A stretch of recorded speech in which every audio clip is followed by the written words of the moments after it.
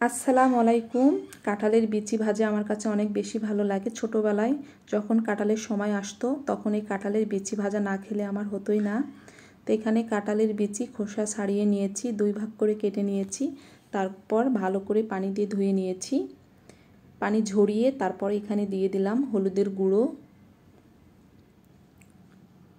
মরিচ গুঁড়ো, লবণ। এরপর ভালোভাবে মাখিয়ে নেব। আধা ঘন্টা রেস্টে রেখে দিব, এতে করে ময় মশলাগুলো কাঁঠালের বিচির গায়ে ভালোভাবে লেগে যাবে।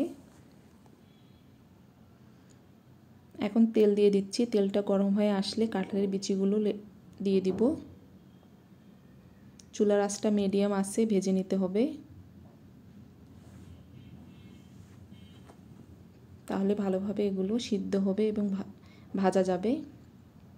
চুলার আঁচটা কিন্তু বাড়িয়ে ভাজা যাবে না, তাহলে কিন্তু উপরে পোড়া লাগবে, ভিতরে কাঁচা থাকবে। এখন একটু ঢাকনা দিয়ে ঢেকে দিব 3 মিনিটের জন্য, যাতে ভালোভাবে সিদ্ধ হয়। 3 মিনিট পর ফিরে আসলাম। একটু পরপর নেড়ে দিতে হবে। তো এইভাবে নাড়িয়ে দিচ্ছি। ভেজে নেওয়া হয়ে গেছে।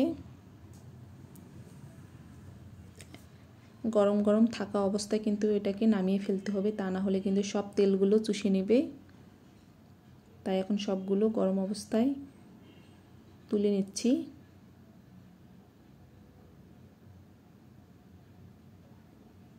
এটা খালি মুখে এবং গরম গরম ভাতের সঙ্গে খেতে আমার কাছে বেশ ভালোই লাগে। আপনাদের যদি ভালো লাগে আমার রেসিপি, তাহলে একবার হলেও ট্রাই করতে পারেন। আল্লাহ হাফেজ।